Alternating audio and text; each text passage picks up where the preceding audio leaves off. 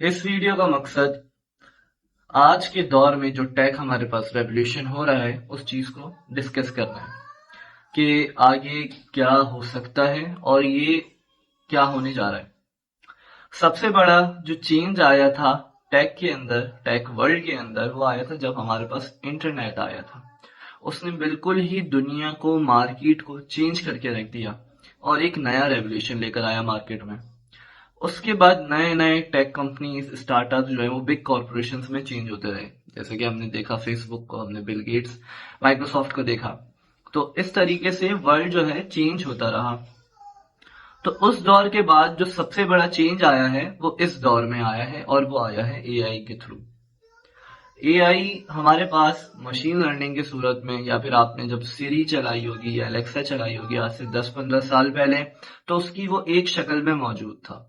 लेकिन वो सिर्फ एक आपका असिस्टेंट था मोबाइल के अंदर जो कि आपको हेल्प करता था। वो कॉल करवा देगा या तो, ठीक है, या तो आपको मैसेजेस में हेल्प कर देगा, या फिर वॉइस के अंदर काम आ जाता था कि आप वॉइस, जब मैसेजेस होते थे वो ऑटो मैसेज हो जाते बाय और वॉइस।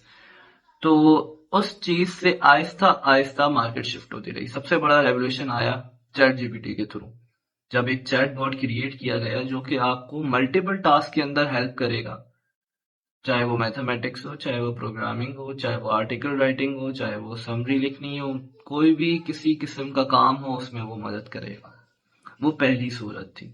जब ये चीज हुई, लोगों ने और मल्टीपल स्टार्टअप्स स्टार्ट किए। परप्लेक्सिटी हमारे पास आया, जेमिनाई आया।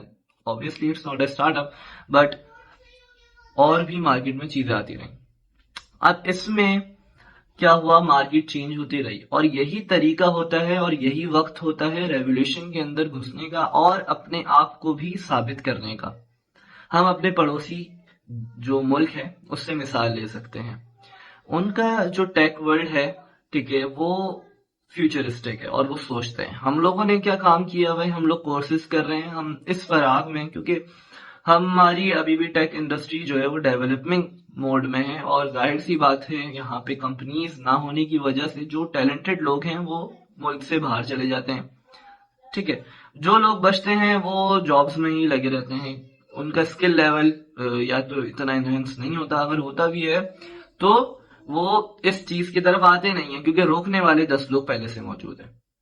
तो एज अ स्टूडेंट मेरा ये मशवरा है और मेरा ये मानना है कि अगर इन फ्यूचर पाकिस्तान में आप कोई चेंज देखना चाहते हैं और अपने फ्यूचर को भी और अपनी कंट्री के फ्यूचर को भी और आपके आने वाले लोगों के फ्यूचर को भी अगर आप चेंज करना चाहते हैं तो इस रेवोल्यूशन में अपना हिस्सा, अपना कंट्रीब्यूशन करें और अपने आप को चेंज करें और स्टार्टअप्स की तरफ जाएं। ठीक है, सोचने की, इनोवेशन की तरफ जाएं।